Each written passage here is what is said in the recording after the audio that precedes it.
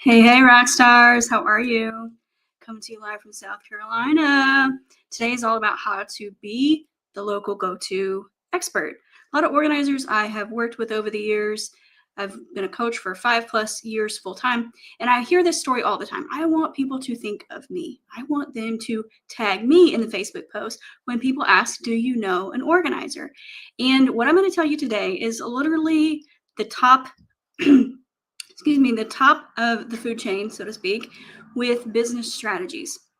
In fact, this is one of the first modules in my program called Momentum that I say, when you get this one thing right, everything else is so much easier. So if we have not met, I'm Holly Sutherland. I'm the founder of Rockstar Organizers. Just this weekend, I got 4 messages from organizers who have been working with me anywhere from 2 months to 5 months, and they're all hitting consistent 10K months and more. Some of them have been 15 or 16K months, and they just started a few months ago. It was crazy.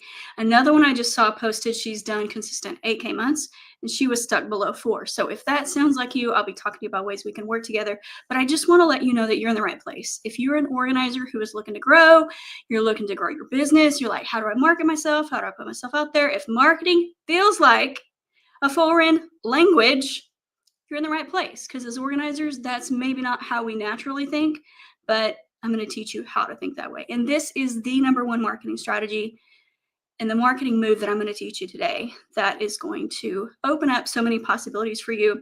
And so I want you to just have an open mind about this. Okay, there's so much pushback I get on this one topic, and I'll tell you why later. So are you curious to know, type yes in the chat, if this could work for you, this number one marketing strategy to help you become the local go-to expert? Are you open? Are you open to hearing it, even if your mental mind just tells you, oh my gosh, no, that's way too limiting? But it is the number one thing that I recommend for organizers to get their marketing strategy straight. And it's the number one thing that I get pushback on, even from people who hire me.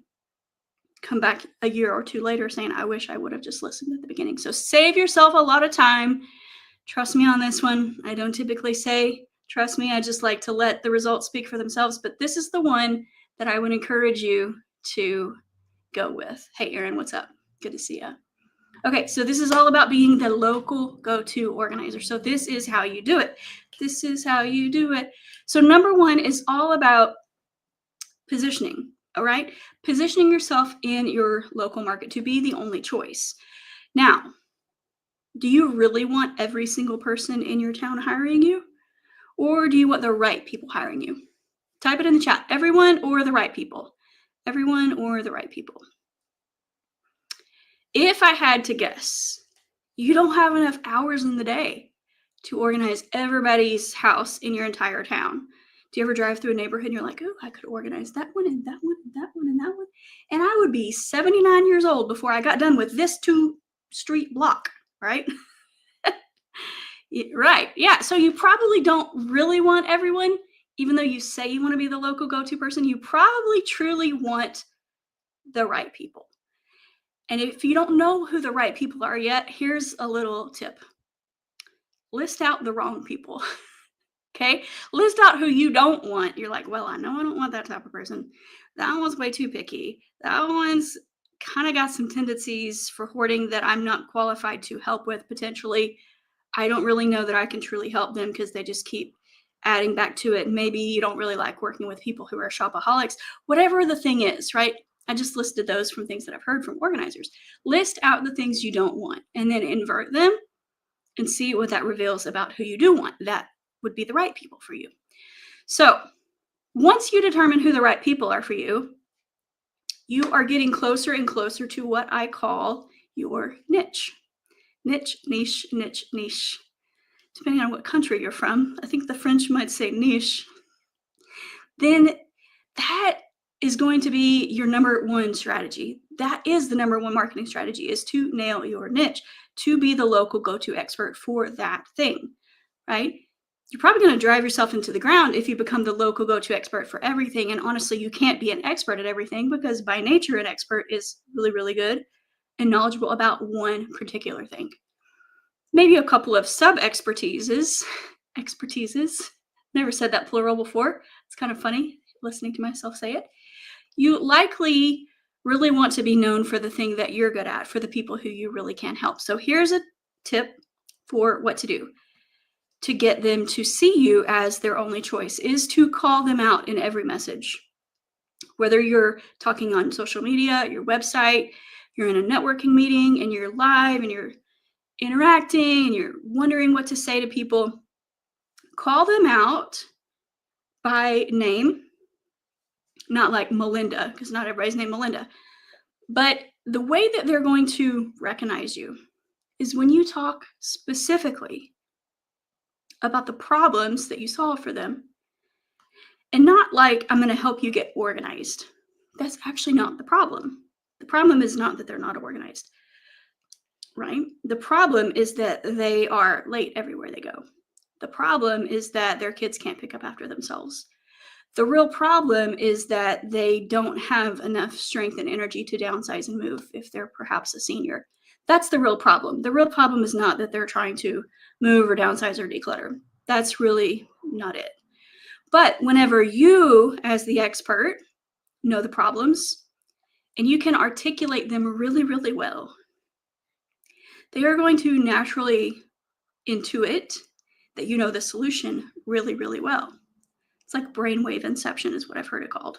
So you are incepting their brainwave and you're like, I understand on a micro level what you deal with on a day-to-day basis going through this problem.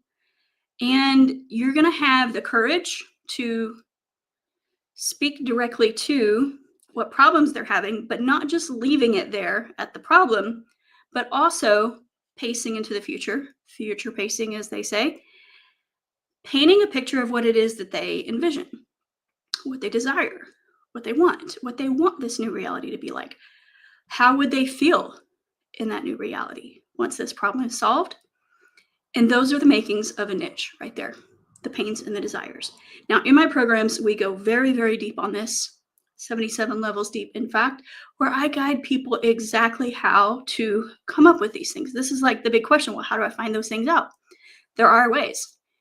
And when you get to know that person really, really, really well, and you start speaking to them, they actually start finding you, believe it or not. You don't always have to go out and find clients. And that's like the big misconception is, how do I find clients? People ask me that all the time. I'm like, well, you don't actually find them.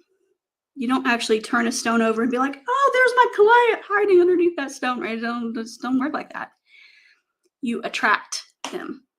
And what are people attracted to? They're attracted to things that sound like them, look like them, feel like them, that get them, that understand them.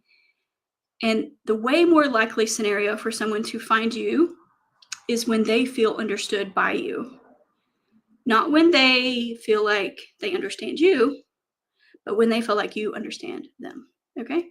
So when you understand them and you can speak in a language that resonates with them, and you're not talking about all these like clinical terminologies, they are going to resonate and they're naturally going to want to follow you. And they're naturally going to want to look up your past posts, look up your website. Have you ever talked to a client? They're like, oh yeah, I was checking out your website 3 months ago. And you're like, 3 months ago?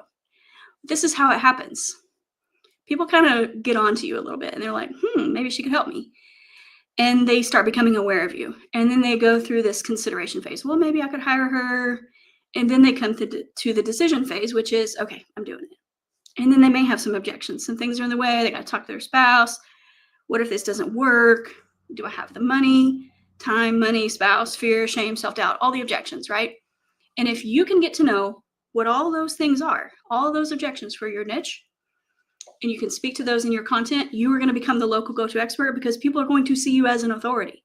They're not going to see you as a little hometown organizer friend. That you don't actually want them to see you as a friend. You want them to see you as a business owner who they take seriously. And the way to do that is to position yourself as an authority who knows what they're going through and how to fix it, right? That's number one. The number two thing I want to talk to you about is the number one mistake, that is keeping you invisible. Do you ever feel like just not enough people know about you? In fact, somebody told me this today. I had a call with somebody this morning. She said, when I asked her, what, if you're honest, is really holding you back from making these 10K months that you say you want to make? And she's like, I just don't think enough people know about me. I said, okay, honest, true answer. However, I could go off on a tangent about that. Sometimes the right people know about you, but you're not speaking in a way that resonates with them. That's the whole thing about messaging. However, sometimes you really do need to grow your audience. And niching is one of the best ways to start the process of growing your audience. Now, why is this? Let's say you want to gather a crowd and you walk down the street and you say, "Hey, everybody, gather around." And they just kind of look at you like you're crazy. But let's say you're walking down the street and you say, "Hey, ladies with hats on and high heels, gather around." And they start looking, "Oh, yeah, I got high heels. I got a hat on. I'm going to go see what she has." Right? And they start gathering because you got specific. When people think you're talking to everybody, they don't really feel like you're talking to them. And so it's keeping you invisible because you're trying to talk to everybody and you're trying to be things to everybody. You're trying to be all things to all people. Now, this is where I got stuck. Y'all, it took me from 2008 to 2017, like I said, 9 years, to even get a grasp on this, that I was trying to be the go-to for all the things. Even beyond organizing, I just kind of wanted to feel needed, I guess. I don't know. I quickly realized that trying to be all things to all people is a horrible marketing strategy because nobody feels like you are talking directly to them and they kind of wonder if you could help them. If they're not very clear and very confident on this thing up here, on your messages and your website, that you can help them, they're likely going to find somebody who they do feel confident and certain can help them. I'm going to turn my heater down. It's getting hot up in here. So it's a mistake that's keeping you invisible to think that you can be all things to all people. You truly cannot. You cannot be all things to all people. But when you do decide who you want to serve, how you want to serve them, what you want to do to solve their problems, how you want to communicate about those problems, then they're way more likely to see you as someone of a go-to. And you know what? My business took off. I think it was back in maybe 2013 or 14, whenever somebody who did not even know me recommended me in a Facebook group to somebody else who was looking for an organizer. She had just seen something, and that's when I felt like I had made it.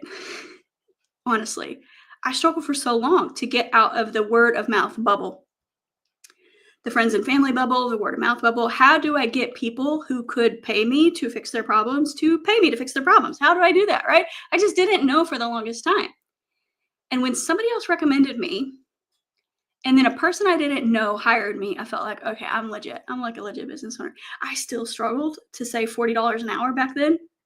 I recommend charging a lot more than that, but I struggled to get that out of my mouth. So I wasn't truly fully owning my authority, but I was moving closer towards it. And then over time, I realized, okay, there's a second thing in addition to niching that is going to help you to make fast tweaks. And that is your what? That's your pricing and your packaging, which that's a whole nother conversation. So being all things to all people is a mistake that is keeping you invisible. Are you ready for number three? Number three, the framework that I use to attract clients. Now, this is a niching framework, right? I have lots of frameworks that I've created, other ones that I've adopted, the whole nine. There's three parts to this whole niching thing.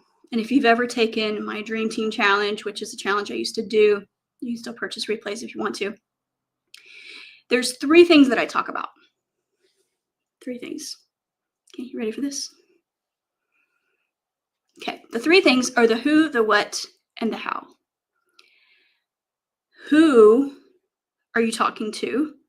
What are you offering them? And how are you offering it? So let's break this down. Let's say your who is busy moms, right? Help a lot of organizers who want to help other busy moms. Well, what are you offering them? You might be offering them done-for-you services with pantries and playrooms and master closets, the trifecta for the busy mom. She wants to feel put together and not feel so frumpy. She wants to feel good. Those are the typical places they're going to ask you to start: the pantry, the playroom, the master closet. And they honestly want to be at yoga and they want to be with their kids. They don't want to be in the weeds of it. That's why they're looking for you to do it for them. So they're hiring your done-for-you services. Now, how are you going to do this? Well, you're going to show up. You're going to show up with a team. You're going to do it for them. You're going to provide XYZ services for them. Okay, that's one particular niche. Now, even if we had the same who, but we have a different what and how, that's a completely different niche. Okay, so they could be a busy mom, but what they really want is to learn how to do it themselves. So they want to buy a course or an online program for you to teach them how, and they can maybe only afford $200 a month max, not to mention organizing products. They're like, yeah, I'm on a budget, right? So that might be their what. And the how is maybe a smaller group coaching program where you're connecting with them, you have a membership, they get to have some accountability, they get to meet some other people. Maybe you get on Zoom, maybe you get a Facebook group, whatever the thing is that you do, you're running a challenge, you're guiding them through something. They're still a busy mom, just like the other example I gave you, but they are two completely different businesses. So it is a mistake. It is a mistake to think that you can do both at the same time and do them well. You are not going to be the go-to organizer like this. You are going to be the all things to all people person like this, and you are not going to make a lot of money. You are definitely not going to cross six figures when you're trying to do two things at once, unless you've already gotten to six figures with one of them. You've gotten some trusted teammates to deliver and to fulfill, and now you can take a similar strategy and teach it. Okay?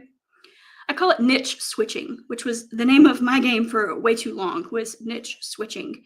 And really, it's a scarcity move. It's fear that there's not going to be enough for you. So you need to somehow spread yourself to do all the things, right? But you're actually just diluting your message. You're making nobody listen to you. You're killing your bank account. And you're just so sad. You know, somebody came to my world back in September, and this was her. And she was like, oh my gosh, I decided to scale and then I just went backwards. And when we looked at it, she was trying to be all things to all people. She was trying to talk to these people and network here and do this, and we can do this for you and this and this. And by the end of the day, it was like nobody was taking her seriously. She actually came to my house right here on this porch. We spent a VIP day together, and I extracted, with all my expert questions, my curious questions. If you know me, you know I'm a curious question asker. I extracted these things and we found her message. We found her voice. Now, here's a tip. It's basically who she was 5 years ago. And your niche might be who you were 5 years ago or what you were struggling with 5 years ago. So just think about that. Put that in your pipe and smoke it a little bit. See how it feels. Okay. And she's the one who just posted in my group a little bit ago that she has had now consistent 8K months. She was doing half of that. And she only joined in like November. So it's really only been a few months. A lot can happen when you make the right tweaks. And you often don't even have to overhaul everything. You just have to make a couple tweaks. And I can help you with that. Okay. So that's the framework that I use to attract clients, is the who, what, how. And I'm going to wrap this up. I'm going to keep these live streams a little bit shorter, maybe 20 minutes, because I know y'all are busy. So here's what you can do next is to download for free the How to Land High Paying Clients Guide. All right, this is the website to get it at. It will soon have a fee to it. I am soon going to charge for this, and so this will be one of the last chances to get it. It is a full guide that is going to break down a lot of different things, including how to position yourself, right? How to position yourself and understand what these people are going to want. So check this out, getorganizingclients.com. This will have a charge to it. I don't know exactly what, but after next week. So get it this week. Get it today, actually. And if you know that you want to work together, if this is like, oh my gosh, so interesting to you, I want you to go ahead and DM me the word info. I have a few spots open this month to join my program. And if you're interested in seriously getting to 10 to 15K months this year, really even by this summer, I can help you with that. If you've got the work ethic, you maybe even have a person or two who would be willing to help you. Maybe they've been on some jobs with you in the past. You've dabbled with this whole team thing, but you're not quite sure how to put yourself out there and market yourself to make it all work. Then I will work with you to make that happen. I've helped hundreds of organizers to do just that. And I would love to help you too, if that sounds like you. All right. So don't forget, you can download the guide here at getorganizingclients.com. And I hope you have the most amazing day becoming your local go-to organizer. And if you try out some of these things, let me know how they work for you. And I will see you next week. Toodles.